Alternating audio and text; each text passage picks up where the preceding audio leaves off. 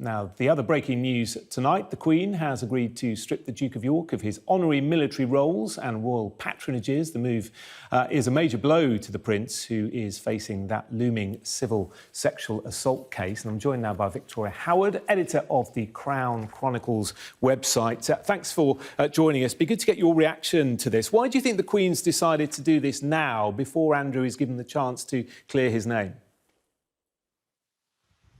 I think it's one of those PR moves to kind of stop it from getting worse. You know, that they've seen which way the wind is blowing. People are furious. Today we had that veterans letter, over 150 veterans saying, actually, we're not comfortable with Andrew still being part and affiliated with the armed forces.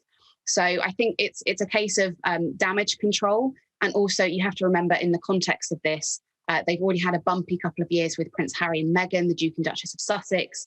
And this year, 2022, is supposed to be that Platinum Jubilee year, full of celebration and positivity for the monarchy. So it's a really important, thing to get it out of the way now before it gets any worse with the potential results of that lawsuit. Yeah, interesting. You mentioned the Jubilee, Platinum Jubilee events. I mean, do you think Prince Andrew will have nothing to do with those now? Do you think we'll not see him at all during those celebrations?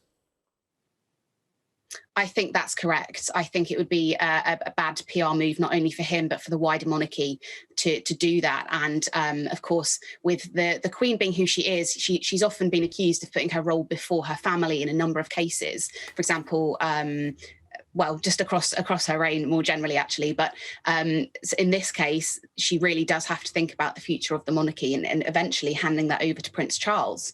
So it's crucial that this is, the damage limitation is as strict as it possibly can be, and that it doesn't have a wider impact on the good work that we do see some of the royals doing. And of course, we know the Queen is the head of the armed services, and she'll be very mindful, won't she, that plenty of veterans, indeed plenty of serving men and women, will be very concerned about what's going on and feel that he's brought the services into disrepute. And many of them had actually written to the Queen asking for this very thing to happen.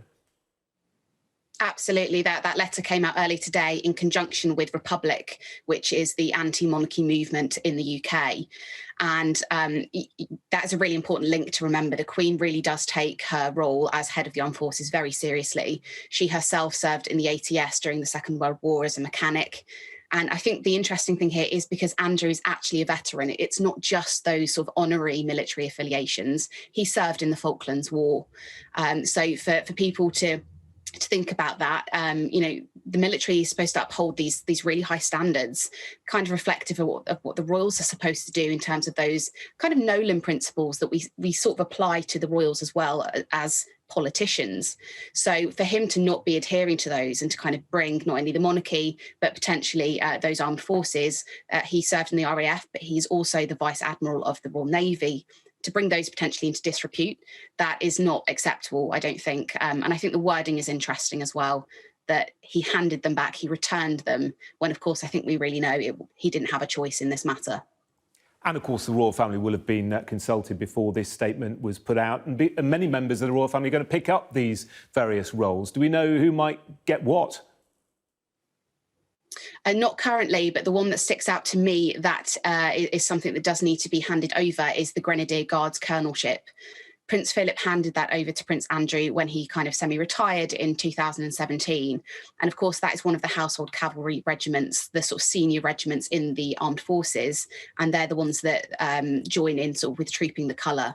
So that one will need to be handed over. And that does leave quite a gaping hole, because it tends to be the senior roles that fill those household cavalry colonelships.